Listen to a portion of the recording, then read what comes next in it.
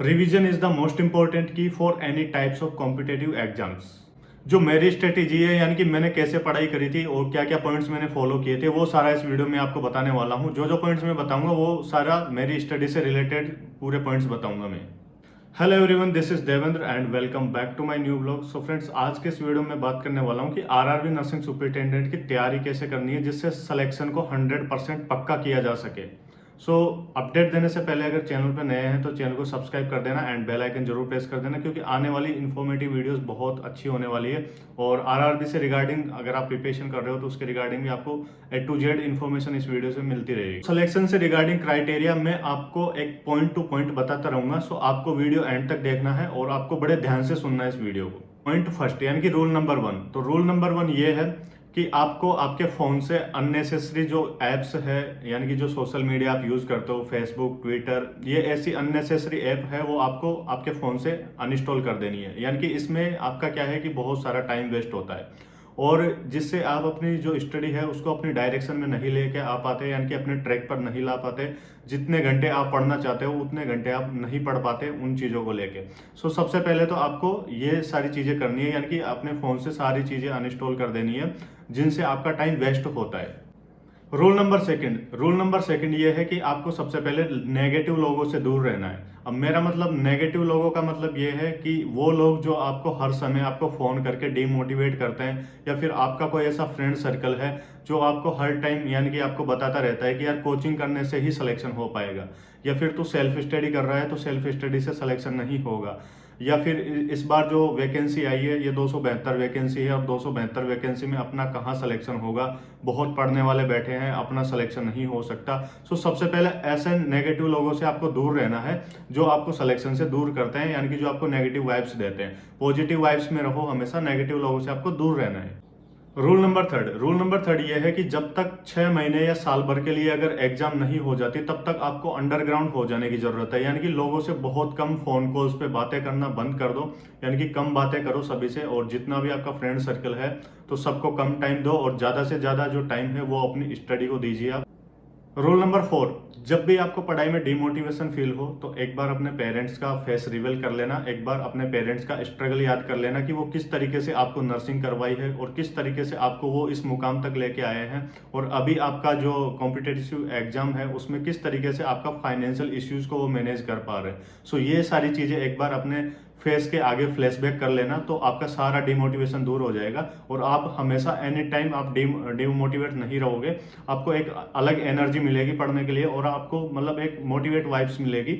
यानी कि किसी भी तरीके से आपको किसी से मोटिवेशन लेने की जरूरत नहीं है। अगर आपने अपनी पेरेंट्स की जो स्ट्रगल है, जो मेहनत है उनकी, अगर उसको ध्यान में रख के आप अगर तैयारी कर रहे हैं तो आपको किसी भी तरीके का डिमोटिवेशन फील नहीं होगा, ये मेरी गारंटी है।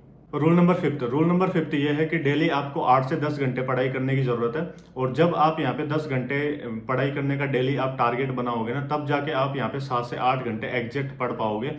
और जब भी आप पढ़ने बैठो तो आपको एटलीस्ट 3 आवर्स का यहाँ पे एक शेड्यूल मेंटेन करके चलना है। यानी कि जब भी आप एक बार पढ़ने बैठ गए तो एटलीस्ट आपको 3 घंटे से पहले आपको चेयर पे से उठना नहीं है, यानी कि 3 घंटे तक आपको नॉन स्टॉप पढ़ाई करनी है। उसके बाद में आप यहाँ पे 15 से 20 मिनट का ब्रेक ले सकते हैं। उसके बाद में फिर आपको जो नेक्स्ट शेड्यूल आएगा उसमें आपको 3 घंटे पढ़ाई करना है। देन उसके बाद में आप बीच में 1 घंटे का रेस्ट ले सकते हैं। फिर आप नेक्स्ट जब पढ़ने बैठोगे तब आपको 3 घंटे पढ़ाई करनी है। रूल नंबर 6 ये है कि ये आपको 10 घंटे मैनेज कैसे करने हैं, यानी कि 10 घंटे आप कैसे पढ़ पाओगे, यानी कि कितने बजे आपको उठना है और कितने बजे आपको सोना है। सो वो सारी चीज़ें मैं इस पॉइंट में बताने वाला हूँ। तो सबसे पहले आपको यहाँ पे मॉर्निंग में यानी कि 7 बजे उठ जाना है। 7 बजे उठ के जो भी आप मतलब ब्रश करते हैं, नहाना धोना, जो भी आपका मतलब डेली एक्टिविटी है वो आप यहाँ पे 1 घंटे के अंदर कर सकते हो ऑलमोस्ट। तो आपको 8 से 12 बजे के बीच में, यानी कि ये 4 जो घंटे हैं, ये 4 घंटे आपको नॉन स्टॉप पढ़ना है, यानी कि अच्छे से पढ़ना है। तो 4 घंटे आपके इधर कवर हो जाएंगे। देन 12 से 2 के बीच में आप यहाँ पे रेस्ट कर सकते हैं, यानी कि जिसमें आपका खाना हो गया, या फिर आप जो दिन की नींद लेना चाहते हैं वो भी आप ले सकते हैं 2 बजे तक। फिर आपको 2 बजे के बाद में उठ जाना है और 2 के बाद में आपको लगभग यहाँ पे 6 बजे तक आपको फिर से पढ़ना है। तो 6 बजे तक आप फिर से पढ़ोगे तो आपको यहाँ पे 4 घंटे ये कन्वर्ट हो जाएंगे, तो 4 मॉर्निंग के हो गए और 4 इवनिंग के हो गए, तो ऐसे करके आपके 8 आवर्स हो जाएंगे।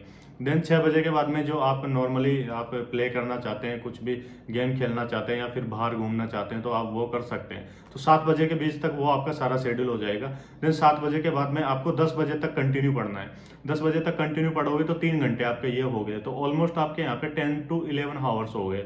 10 बजे के बाद में आपको फिर आपका डिनर करना है और उसके बाद में आपको सो जाना है। फिर नेक्स्ट डे आपको मॉर्निंग में वही आपको 7 बजे उठना है। तो ऐसे करके आपका जो 10 से 11 घंटे का या फिर 8 से जो 10 घंटे का शेड्यूल है वो एक तरीके से मेंटेन रहेगा, और ये एक बेस्ट टाइम है, क्योंकि मैं भी इसी तरीके से पढ़ता था। जो मेरी स्ट्रेटेजी है सारे पॉइंट्स में वो ही मैं आपके साथ में शेयर कर रहा हूँ। रूल नंबर 7 ये है कि एग्जाम के लिए आपको यहाँ पे थ्योरी पार्ट पढ़ना बहुत नेसेसरी है, यानी कि थ्योरी पार्ट को आपको बहुत ज़्यादा स्ट्रॉन्ग करना पड़ेगा, क्योंकि अगर अपनी थ्योरी क्लियर होती है ना तो एग्जाम में हम किसी भी तरीके के क्वेश्चन को राइट कर सकते हैं। इवन जो क्वेश्चन हमें नहीं भी आता, जो हमने नहीं भी देखा, तो उसको भी हम सही कर सकते हैं। जैसे कि अपन एलिमिनेशन मेथड लगा के वहाँ पे जो हमारा रेशनल है, जो कंसेप्ट है, अगर वो क्लियर है तो उसको एलिमिनेशन मेथड में अप्लाई करके हम उस क्वेश्चन को राइट कर सकते हैं, जिससे बहुत ज़्यादा क्वेश्चन के सही होने के चांसेस होते हैं। तो थ्योरी पार्ट बहुत ज़्यादा स्ट्रॉन्ग करने की जरूरत है। थ्योरी से ही लगभग क्वेश्चन कवर होते हैं, और साथ में एमसीक्यू प्रैक्टिस भी आपको करने की जरूरत है। एक पॉइंट ये है कि दिन में अगर आपने 10 घंटे पढ़ाई करी तो उसमें से आपको 7 to 8 hours almost theory part को देना है,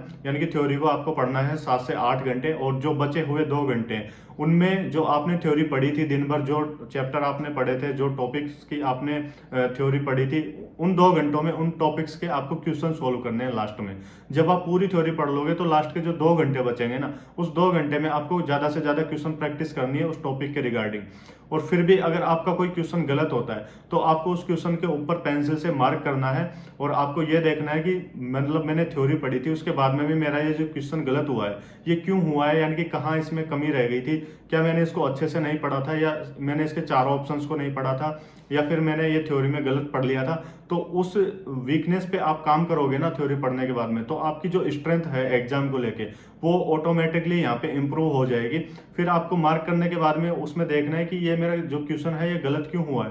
देन उसके बाद में आपको वापस से उस एमसीक्यूज को सोल्व करना है जो गलत हुआ था। तो इस तरीके से आपकी जो वीकनेस है ना वो इम्प्रूव धीरे धीरे हो जाएगी, और लगभग जो आपका टेस्ट सीरीज में या फिर जो आपका पेपर्स होते हैं उनमें आपका एक अच्छा स्कोर बनने लगेगा। 9th पॉइंट आरआरबी में नॉन नर्सिंग का पार्ट आता है 23 नंबर का। तो नॉन नर्सिंग के रिगार्डिंग मैंने कुछ इंपॉर्टेंट टॉपिक्स का वीडियो बनाया था। अगर आपने वो वीडियो नहीं देखा तो आपको प्रीवियस वीडियो में जाके आप उस वीडियो को देख सकते हो, और इंपॉर्टेंट टॉपिक्स का आप एक लिस्ट बना के उन टॉपिक्स की तैयारी कर लो अच्छे से, क्योंकि मैंने जितने भी एग्जाम दिए हैं आज दिन तक, यानी कि मैंने 10 से 11 एग्जाम दिए हैं इस नर्सिंग में, तो मैंने ज़्यादातर जो नॉन नर्सिंग के जो क्वेश्चंस देखे हैं वो उन्हीं टॉपिक्स से देखे हैं जो मैंने आपको बताए थे। तो इंपॉर्टेंट टॉपिक्स की आप तैयारी कर लो, क्योंकि नॉन नर्सिंग का इतना हार्ड लेवल नहीं होता। हालांकि आरआरबी में थोड़ा सा मॉडरेट टू हाई की तरफ होता है, बट जो इंपॉर्टेंट टॉपिक्स होते हैं उन्हीं में से बार बार क्वेश्चन रिपीट होते हैं। और एक बार प्रीवियस ईयर के क्वेश्चन भी देख लेना, क्योंकि वहां से आपको आइडिया लग जाता है कि किस तरीके के क्वेश्चन पूछे जाते हैं। तो नर्सिंग और नॉन नर्सिंग दोनों के रिगार्डिंग मैंने एक इंपॉर्टेंट टॉपिक्स की लिस्ट बनाई थी। अगर आपने वो वीडियो नहीं देखा तो प्रीवियस वीडियो में आप जाके उसको देखें, और जो इंपॉर्टेंट टॉपिक्स बताए हैं एटलीस्ट उनकी तैयारी तो आपको करनी ही करनी है। बट जितने भी आपके टॉपिक्स है जो थ्योरी पार्ट में सब्जेक्ट वाइज, वो आपको सारा सिलेबस एक कवर करने की जरूरत है।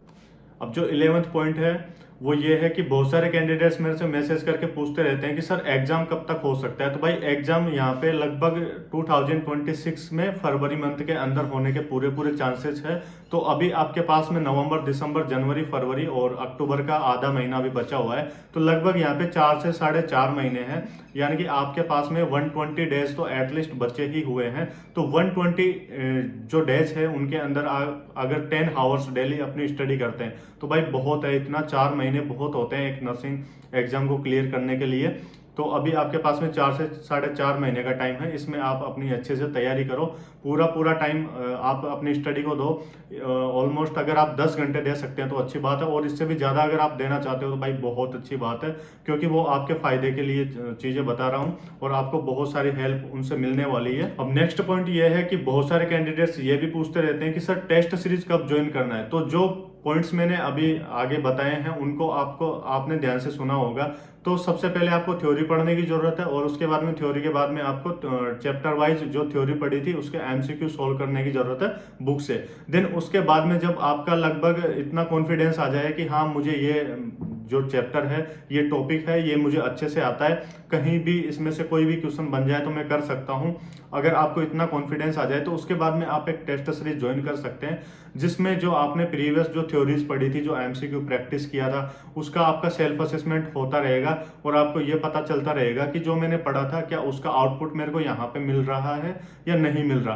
तो आप टेस्ट सीरीज तब ज्वाइन कर लेना, तब आपको इतना कॉन्फिडेंस आ जाए कि ये जो चैप्टर है वो मेरा क्लियर है और इस चैप्टर में से कहीं भी कोई क्वेश्चन आ जाए तो मैं कर सकता हूँ।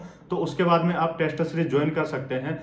अगर आप थ्योरी नहीं पढ़ी और उससे पहले ही अगर आप टेस्ट सीरीज ज्वाइन करोगे तो भाई बहुत डिमोटिवेशन फील होगा, क्योंकि आपने थ्योरी तो पढ़ी नहीं, आपने मतलब एक तरीके से नींव तो डाली नहीं और डायरेक्ट आपने मकान खड़ा कर दिया। तो अगर आपने थ्योरी नहीं पढ़ी और अगर आप डायरेक्ट एमसीक्यू प्रैक्टिस कर रहे हैं या फिर आप डायरेक्ट एमसीक्यू सोल्व कर रहे हैं तो ये कोई बेटर तरीका नहीं है एग्जाम को क्लियर करने का, क्योंकि एग्जाम है वो मेहनत मांगती है और मेहनत मिलती है हमें थ्योरी से। थ्योरी के बाद में हमें एमसीक्यू प्रैक्टिस करनी है, देन उसके बाद में टेस्ट सीरीज ज्वाइन करनी है। नेक्स्ट पॉइंट ये है कि जिस भी रिलीजन से आप बिलोंग करते हैं, यानी कि आप हिंदू है, मुस्लिम है, सिख है, ईसाई है, तो भाई अपने अपने रिलीजन्स में एक गॉड होता है। तो अपने गॉड पे विश्वास करना, उस पर प्रे करना और सुबह शाम उनका नाम लेना और जो भी गंदी चीजें हैं, जो गंदी आदतें हैं, उन सारी चीजों को दूर कर देना, जैसे कि नशा, बीड़ी, सिगरेट, मतलब ऑलमोस्ट बहुत सारी स्टूडेंट लाइफ में बहुत सारे ऐसी चीजें होते हैं। तो इन चीजों से बिल्कुल दूर हो जाना और मतलब सच्चे मन से अपनी स्टडी को कंटिन्यू करना। तो भाई ऊपर से भगवान भी ये देखेगा कि भाई वास्तव में बंदा ये मेहनत कर रहा है और इसको इसकी मेहनत का आउटपुट मिलना चाहिए और वो मैं इसे किसी ना किसी एग्जाम के अंदर इसका आउटपुट दूंगा। तो सबसे पहले आपको अपने गॉड पे भरोसा रखना है, उनकी पूजा करनी है और अच्छे से अपना डिसिप्लिन सेट करना है, अच्छे से टाइम पे स्टडी करनी है, टाइम से उठना है, टाइम से सोना है, टाइम से बैठना है, टाइम से खाना है, फालतू चीज़ों में अपना टाइम वेस्ट नहीं करना है। नेक्स्ट पॉइंट ये है कि और भी ज़्यादा अगर आपको डिमोटिवेट फील होता है तो अपने पेरेंट्स से बात कर लिया करो फ़ोन पे, या फिर अपने ब्रदर्स सिस्टर्स हैं उनसे बात कर लीजिए टाइम टू टाइम, जिससे कि आपका जो डिमोटिवेशन है वो दूर होता रहे। और फालतू लोगों को आपको टाइम नहीं देना है, फालतू चीज़ों में आपको टाइम वेस्ट नहीं करना है। इस वीडियो में मैंने बार बार बताया कि फालतू चीज़ों में आपको टाइम वेस्ट नहीं करना है। अब बहुत सारे कैंडिडेट्स मेरे से बोलते हैं कि सर आपसे पर्सनली बात करनी है, आपसे कहाँ बात कर सकते हैं, आपके कॉन्टैक्ट नंबर सेंड कर दीजिए। तो भाई कॉन्टैक्ट नंबर सेंड करना एक थोड़ा प्राइवेसी से ज़्यादा हो जाता है, और क्योंकि पर्सनली बात करना सभी से ऐसा पॉसिबल नहीं होता, क्योंकि इतना टाइम मेरे पास भी नहीं होता।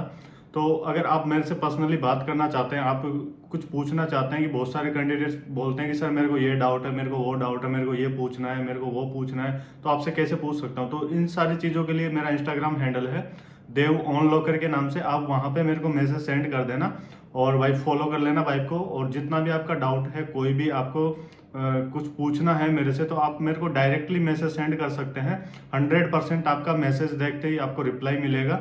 और बाकी इस वीडियो के माध्यम से जितनी भी इंफॉर्मेशन थी वो मैंने शेयर कर दी है, बट फिर भी अगर आपका कोई सवाल है, आपको कुछ पूछना है, तो वही इंस्टाग्राम हैंडल है देव ऑन लॉकर के नाम से, वहाँ पे मेरे को मैसेज कर देना। और डेली लाइव टेस्ट के लिए आरआरबी से रिगार्डिंग यहाँ पे टेलीग्राम पे quiz session daily live test start होने वाला है 9:30 PM पे। सो आपको टेलीग्राम का लिंक है वो चैनल के डिस्क्रिप्शन में मिल जाएगा, इस वीडियो के डिस्क्रिप्शन में मिल जाएगा, और आप उसको ज्वाइन करके वहाँ पे आप डेली लाइव टेस्ट का हिस्सा बन सकते हो और आप अपनी सेल्फ असेसमेंट को देख सकते हो।